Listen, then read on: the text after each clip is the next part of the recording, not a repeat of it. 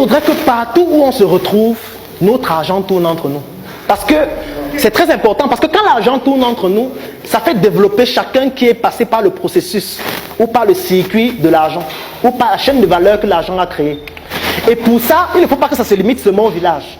Il faudrait que partout où on se trouve, on soit ensemble et notre argent tourne entre nous. Et ils ont donc décidé de créer les réunions, ou ce qu'on appelle les Ndjangi. Ça veut dire partout où on va se retrouver, il faut qu'on se mette ensemble sous forme de réunion, pour qu'on se rappelle d'où on vient et que l'argent tourne entre nous. Je vais vous prendre un exemple, pour que ce ne soit pas trop théorique, mais je ne vais pas citer le village. Il y a un village à l'ouest Cameroun qui le pratique de façon excellente, mais ce n'est pas seulement le seul village, presque tous le font. Ce village fait des réunions dans tous les endroits où les ressortissants du village se trouvent. C'est-à-dire qu'à Yaoundé, ils font des réunions, ils en ont au moins 5. Il y a la réunion des élites, il y a la réunion des femmes, il y a la réunion des élèves, il y a la réunion des étudiants, il y a la réunion de ceux qui viennent d'avoir un emploi. C'est pour que vous puissiez voir un peu jusqu'où ça va. À Ibolova, c'est la même chose, à Bafoussam, c'est la même chose, à l'extrême nord, Marois, c'est la même chose, en France, c'est la même chose, en Allemagne, c'est la même chose, aux États-Unis, c'est la même chose. Dans tous les pays où ils se trouvent, ils créent une réunion, ils se retrouvent chaque samedi, chaque vendredi ou chaque dimanche, et ils font la même chose. Deuxième chose qu'ils ont fait, ils ont créé une banque.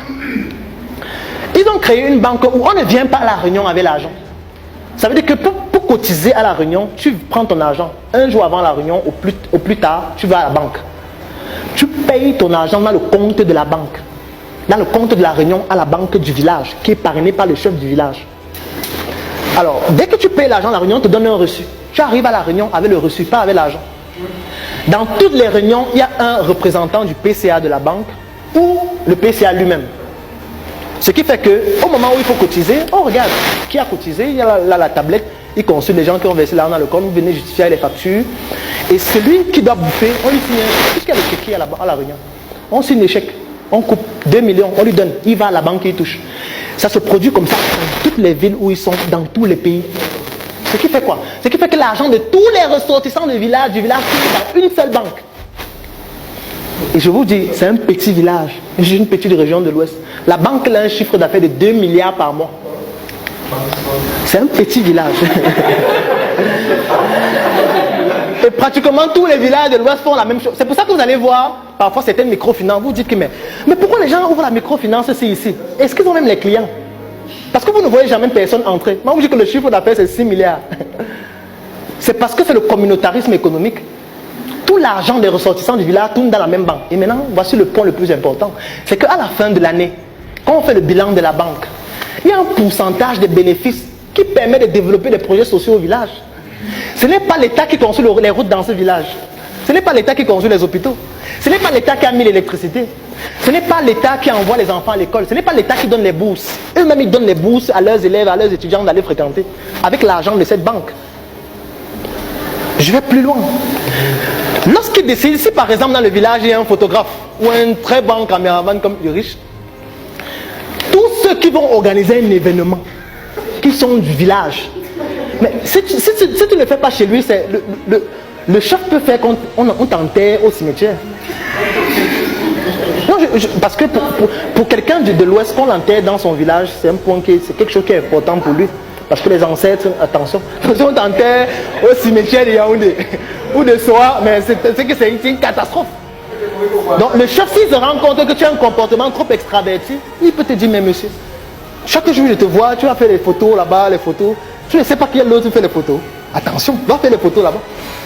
Ce qui fait que tout le monde va faire les photos chez lui. En retour, qu'est-ce qui se passe? Quand il va envoyer ses enfants à l'école, il a une base de données. Il regarde les écoles, les ressortissants du village. Il envoie ses enfants là-bas, même si ça coûte plus cher. Parce qu'il sait que celui qui est à l'école, quand il aura l'argent, quand il va vouloir acheter un truc à la quincaillerie, il va acheter à la quincaillerie. Je ne sais pas si vous comprenez. Parce qu'en réalité, ce n'est pas mauvais.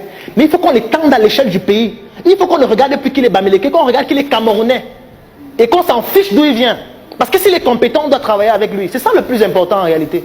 Et c'est ça qu'on doit pouvoir faire, puisque c'est ça qu'on appelle le patriotisme. C'est ça que les autres font. C'est pour ça qu'ils ne mangent pas n'importe où. C'est pour ça qu'ils ne voyagent pas n'importe où.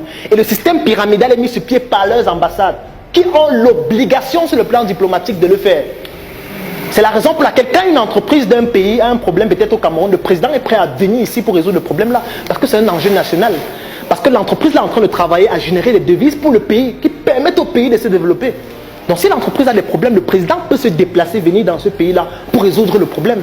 Les ambassades ont un devoir de mettre sur pied des bases de données qui réunissent tous les ressortissants du pays de leur pays qui sont dans ce pays-là. Pour leur dire, si vous voulez manger, voilà où vous devez aller. Si vous voulez vous faire soigner, voilà où vous devez aller. Si vous voulez voyager, voilà comment vous devez faire pour voyager, voilà où vous devez voyager. Parce qu'en le faisant, ça fait en sorte que leurs entreprises ont de la croissance et l'effet plus tard sera que ça va améliorer leurs conditions tous. Parce que c'est leur pays qui va gagner des devises, qui va permettre d'améliorer les conditions de vie de tous les citoyens. Donc ce qui fait qu'ils sont prêts à payer plus cher, parce qu'ils savent que plus tard, ça va apporter des avantages à tout le monde. Et que l'autre, quand il va vouloir aussi faire des achats, ce sera chez moi, même si c'est aussi plus cher. Et c'est ça le challenge. Et c'est ça qu'on doit être capable de faire, et c'est ça qu'on va faire. Parce que l'entrepreneuriat a trois enjeux en réalité. Il y a les enjeux sociaux, il y a les enjeux environnementaux, et il y a les enjeux économiques. C'est pour ça que vous allez entendre parler du Made in Cameroun.